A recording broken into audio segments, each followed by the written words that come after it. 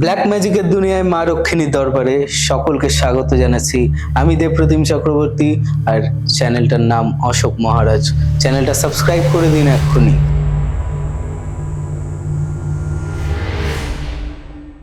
আচ্ছা মহারাজ, আমার একটা প্রশ্ন আছে, শুধু আমার নাই, প্রশ্নটা এতটাই ইন্টারেস্টিং আর এতটাই মানে কিউরিওসিটি জাগায় যে অনেক সবাই তো ছুটছি আমরা আয়ের জন্য। আচ্ছা, আয়ের জন্য। হ্যাঁ, ইনকাম করো। কিন্তু আমিও ছুটছি। এবার আয় বৃদ্ধি, সেটা ব্যবসার ক্ষেত্রে হতে পারে বা চাকরির প্রমোশন হওয়া মানে আয় বৃদ্ধি, বা একটা হয় না যে 3 মাস পরে পরে ভেরিয়েবল পে পায়, সে প্রজেক্ট ওয়াইজ ভেরিয়েবল পে পায়, তার পারফরমেন্স ওয়াইজ ভেরিয়েবল পে পায়। পারফরমেন্স দিয়েছে বাট সেই ভেরিয়েবল পেটা স্যাংশন করার জন্য লোকটার তাকে স্যাংশন করছে না, মানে একটু কম করে দিচ্ছে। ঠিক আছে, তো এইগুলোর জন্য আপনার কাছে কোনো রেমেডি আছে? বাঁচবার রাস্তা। হুম, রেমেডি মানে কি? মানে সলিউশন কি? সলিউশন হুম দুটি ভাবে হয়, হুম স্থায়ী আর ক্ষণস্থায়ী। যোগ সৃষ্টিতে হুম কোনো রেমেডি পূর্ণস্থায়ী হয় না। মানে আচ্ছা। এই রেমেডি করে তুমি সফল অবশ্যই হবে, এটা আমি 100% তোমাকে গ্যারান্টি দিতে পারি, কিন্তু এর প্রভাব সারাক্ষণ বিস্তারিত হয়ে থাকতে পারে না। আমি যদি বারবার করতে থাকি রেমেডিটা? ওষুধ খেয়েছো, হ্যাঁ, একই ওষুধ কন্টিনিউ খেতে থাকলে দেখবে ওষুধটা অ্যাকশন কমে যায়। কেন? ওষুধের অ্যাকশন কমে না, আমার নেওয়ার অ্যাকশন কমে যায়। আমার একটু ওষুধ আমার শরীর নেওয়ার অ্যাকশন কমিয়ে দেয়, কমিয়ে দেয়। হ্যাঁ বুঝতে পেরেছো? হ্যাঁ। তাই এটা তোমাকে সমস্যার হাত থেকে বার করবে, অবশ্যই বার করবে, কিন্তু এর সলিউশন ভালো মতন করতে গেলে উপযুক্ত তান্ত্রিক দিয়ে প্রতিকার করিয়ে নেবে। হুম আজকের ডেটে দাঁড়িয়ে হুম আমার এই চ্যানেলটাতে, অর্থাৎ আমার এই ফেসবুক, আমার এই ইউটিউব চ্যানেলটাতে এই ধরনের রেমেডি হুম বলার একটাই কারণ, যারা অর্থ ব্যয় করতে পারছেন না তাদেরকে রাস্তা দেখানো। হুম রাস্তা দেখানো মানেই হচ্ছে তুমি অর্থের জায়গা বা সমস্যার হাত থেকে বেরিয়ে বিশ্বাস করো যে তন্ত্র আছে, তারপর তুমি কারোর কাছে গিয়ে ফুল রেমেডি করিয়ে নাও। আচ্ছা। অনেক মানুষ আছে যারা তন্ত্রকে বিশ্বাস করে না, অনেক মানুষ আছে যারা তন্ত্রকে বিশ্বাস করে ঠকেছে। হুম দুটো মানুষকেই এর রেমেডি গুলো দেওয়ার কারণই হচ্ছে যে তোমরা করে দেখো, হুম এখানে পয়সা লাগছে না তো। হ্যাঁ, এটা সাকসেস পেলে চলো 1%, 2%, 3%, 10%, 100% যাই পাও, পেয়েছো মানে বিষয়টা আছে। আচ্ছা। যেটা দিয়ে রেমেডি সঠিকভাবে আরো পাওয়ারফুল করলে আমি আরো বেশি সাকসেস পাবো, হ্যাঁ। তাই না? তাই তাদের উদ্দেশ্যে আমার এই অনুষ্ঠানটা করা। আজকের বিষয় ধনযোগ বৃদ্ধি। সবকিছুর একটাই উত্তর, ধনযোগ বৃদ্ধি। যদি আমি ধনযোগকে বাড়াতে পারি তাহলে আমার এই সমাধানটা হয়ে যাবে। যেরকম স্ত্রী ধনযোগ বৃদ্ধি। আচ্ছা। কোন স্ত্রী তার ধনযোগ কি করে বৃদ্ধি হবে?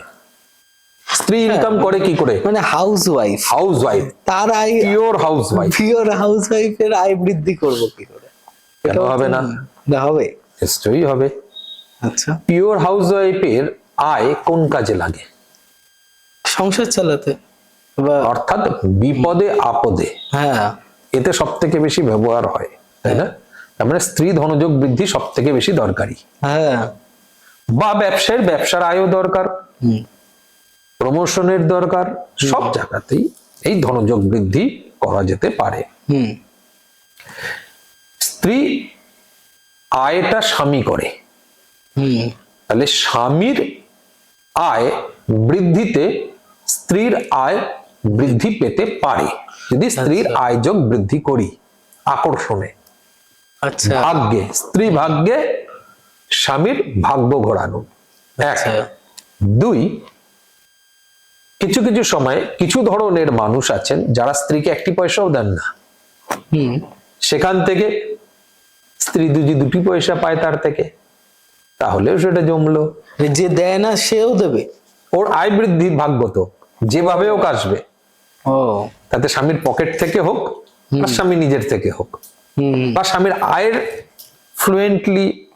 ফ্লুয়েন্সি হ্যাঁ থাকার জন্য হতে পারে। হুম যে কারণেই হোক। তো আয় বৃদ্ধির ক্ষেত্রে হুম যে সামগ্রীটা ব্যবহার করার কথা বলছি, এটা এক অচূক রামবাণ। আচ্ছা এই বিষয়টি আমরা যখন দেখি, হুম ইতিহাস পড়ি, আমাদের ইতিহাস মানে হচ্ছে আধ্যাত্মিক জগতের ইতিহাস, সেখানে বলেছিল সমুদ্র মন্থনে হুম যে জিনিসগুলো লক্ষ্মীর হাত ধরে উঠে এসছে, আর আচ্ছা লক্ষ্মী যার মধ্যে বিরাজ করে, হুম তার মধ্যে কড়ি, নাভিশঙ্খ, হুম এগুলো ছিল সমুদ্র মন্থনে। হুম তো আজকের দিনে দাঁড়িয়ে আমরা গোমতী চক্রের ওপর থেকে এর রেমেডিটা বলবো। 11টি গোমতী চক্র, সচল সজীব গোমতী চক্র, নিখুঁত গোমতী চক্র, পূর্ণ গোমতী চক্র, পূর্ণ বয়স্ক গোমতী চক্র 11টা কিনে আনবে। আচ্ছা বুধ, বৃহস্পতি, শুক্র, এই 3টে দিনের মধ্যে একটা দিন, বুধবার, বৃহস্পতিবার, শুক্রবার, হুম এই 3টে দিনের মধ্যে একটা দিন কিনে নিয়ে আসবে। 3টেই লক্ষ্মীবার, হুম বুঝেছো? এই 11টি গোমতী চক্র হুম সজীব সচল থাকা চাই। এই 11টি গোমতী চক্র কিনে এনে লাল কাপড়ে, হুম যার যেমন হাত সেই হাত অনুসারে 8 আঙ্গুল, 8 আঙ্গুল লম্বা, 8 আঙ্গুল চওড়া লাল কাপড়ে রাখতে হবে। নতুন কাপড়, তাই সেই দিনই তুমি লাল কাপড় কিনে নিয়ে আসতে পারো। হুম এই লাল কাপড়ের মধ্যে হুম গোমতী চক্র, তো এই লাল কাপড় মা লক্ষ্মীর নিজের ইষ্ট, প্রত্যেক বাড়িতেই মা লক্ষ্মীর আছে। হ্যাঁ যদি নাও থাকে ইষ্ট দেব দেবী, কেউ না কেউ তো আছে রে বাবা, হুম হুম তাও নেই, শিবলিঙ্গ আছে, তার উপরে চড়িয়ে দাও লাল কাপড়, চড়িয়ে 11টা গোমতী চক্র চড়িয়ে দাও। দেব দেবী থাকলে তার পায়ের সামনে, লক্ষ্মী থাকলে তার সামনে, আচ্ছা ঠিক আছে? হুম 11টা গোমতী চক্র দিয়ে, ধূপ দীপ দিয়ে তুমি তোমার মনের ইচ্ছেটা বলো, মানে আয়ের কথা বলো। হুম রাতভর রেখে পরের দিন সেটাকে নিয়ে গিট বেঁধে হুম নিজের অর্থ রাখার জায়গায়, নিজের অর্থ রাখার জায়গায়, আচ্ছা ব্যবসায়ীরা ক্যাশ বাক্সে রাখবে, হুম ঘরের স্ত্রীরা তার জমানো অর্থের জায়গায় রাখবে, আচ্ছা স্বামীর আয় বৃদ্ধির জন্য হলে স্বামীর দেওয়া অর্থ যেখানে রাখে সেখানে রাখবে। আচ্ছা সেটা লকারে ঢাকা হয়ে গেলে অসুবিধা হবে কিছু না? যায় আসে না, আচ্ছা ড্রয়ারে তো ঢাকাই থাকে রে বাবা, হুম হুম সেখানে রেখে দাও। হুম প্রতিনিয়ত ধূপ দেখাও, দীপ দেখাতে পারো না তাই ধূপ দেখাও মনের ইচ্ছে হবে। হুম যতদিন ও থাকবে ততদিন কম বেশি তোমাকে আস্তে আস্তে আস্তে আস্তে তোমার জায়গা অবধি নিয়ে যাবে। হুম এরপর ফুল রেমেডি করে নিও। আচ্ছা এটা একটা পার্ট, প্রত্যেকটা রেমেডির 1 to 10% অব্দি ক্ষমতা থাকে। হুম এদের 10% নয়, 1% কিন্তু অনেক বড় ব্যাপার। হুম সাকসেসে 1% তো বিশাল বড় ব্যাপার। হ্যাঁ। তাই 1 to 10% তুমি মরে যাচ্ছ, সেখানে 1% একটু ভালো চলছে, এটা একটা বড় অক্সিজেন। সেটাই তো এই জিনিসটাকে তুমি রেখে দাও, দেখো ধীরে ধীরে ধীরে ধীরে তোমার উন্নতি বাড়বে। যে বাড়িতে অর্থ আছে, সব আছে, কিন্তু অন্ন কষ্টে ভোগে, অন্য কষ্টে হুম রেখে দাও অন্যের চালের মধ্যে, আচ্ছা মা লক্ষ্মী ওই অন্নই নিয়ে আসবে। অনেক বাড়িতে আছে বউদের খেতে দেয় না, খেটে মরে খেতে দেয় না, নিজের মনের ইচ্ছে বলে নিজের চালের মধ্যে রেখে দাও। কে দেয় না? শাশুড়ি, বাপ দেবে। বর খেতে দেয় না, বাপ দেবে, যুগিয়ে আনবে মা, নিয়ে আসবে। পূর্ণ বিশ্বাসে করতে হবে কাজ, অবিশ্বাসে তন্ত্রের কোনো স্থান নেই। দেখি একটু, তাতেও কোনো স্থান নেই। হবেই হবেই তখনই হবে যখন তুমি পূর্ণ বিশ্বাস, ভক্তি, ধৈর্য, শ্রদ্ধা নিয়ে করবে। রেজাল্ট 100%। 11টা আচ্ছা, এই যে তুমি যে বললে লাল কাপড়, এই লাল কাপড়টা যদি অম্বাউচুর কাপড় হয়? তাতেও ম্যাটার করে না, আরো ভালো। 8/8 আঙ্গুল 8/8 আঙুল, মানে নিজের ওটাকে হাতে, কেটে যার নিতে হবে? যারটা তার তার। ও, আমার 8 আঙ্গুল আমার 8 আঙ্গুল, তোমার 8 আঙ্গুল তোমার 8 আঙ্গুল, হ্যাঁ। ঠিক আছে? এবার যদি একটা ছেলে করতে চায়, তাহলে সেটা কি তার পার্সে রাখবে? সে তো কোথাও টাকা রাখে রে বাবা, হ্যাঁ। পুরো মাইনেটাই কি পার্সের মধ্যে রাখে নাকি? না মানে সে যে লকারে রাখে বা যেখানে রাখে, যেখানে রাখে সেখানে রাখে। এখন তো ব্যাংকে রাখে না, ব্যাপারটা সেটাই। হ্যাঁ। একটা জিনিস মাথায় রাখবে, ব্যাংক নিজ ধন নয়। আচ্ছা। ব্যাংকের ধন তন্ত্রোক্ত পরিভাষায় নিজ ধন নয়। হুম, এই ব্যাংকে গচ্ছিত অর্থের স্বপ্ন যদি কেউ দেখে তাহলে তার লস হবে। আমি ব্যাংকে জমাচ্ছি পয়সা, ব্যাংকে রাখছি আমারই অ্যাকাউন্টে, তাতে লস হবে, তার ক্ষয়ক্ষতি আছে, অর্থ ক্ষয় স্বপ্নতত্ত্বে বলে। মানে যদি আমি যদি দুটো চাহিদা স্বপ্ন হয়, তোমাকে হিসেব বলি তাহলে বুঝবে। হ্যাঁ। আমি স্বপ্নে দেখছি টাকা নিয়ে আমি আমার বাড়ির নিজের লকারে রাখছি, হুম হুম একটা স্বপ্ন।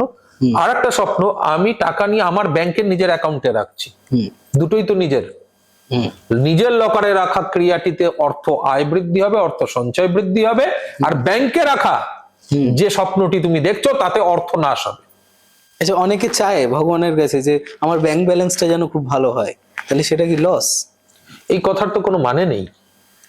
ও, তুমি আমার আয় বৃদ্ধি করো, আয় বৃদ্ধি করো। এক, সঞ্চয় বৃদ্ধি করো, ও, স্থাবর অস্থাবর বৃদ্ধি করো, তার মধ্যে পড়ে ব্যাংক ব্যালেন্স। ও, প্রত্যেকটির মধ্যে তোমাকে উদ্দেশ্যটা হুম পরিষ্কার করতে হবে। তোমার ব্যাংক ব্যালেন্স বৃদ্ধি করো, তুমি আমাকে বললে মহারাজ আপনি ব্যাংক ব্যালেন্স বৃদ্ধি করে দিন। হুম যেদিন তুমি এলে তোমার ব্যাংক ব্যালেন্স 1000 টাকা, হুম 1001 টাকা তোমার বৃদ্ধি হলো, এবার বলো। না, এটা তো এটা হবে না, একটু বেশি কেন লাগবে। হবে না? একটু বেশি তুমি লাগবে কি বলেছো? ব্যাংক ব্যালেন্স বৃদ্ধি করতে। 1 টাকা বেড়েছে তো, বৃদ্ধি হয়েছে, হয়েছে কি হয়নি? হ্যাঁ, হয়েছে।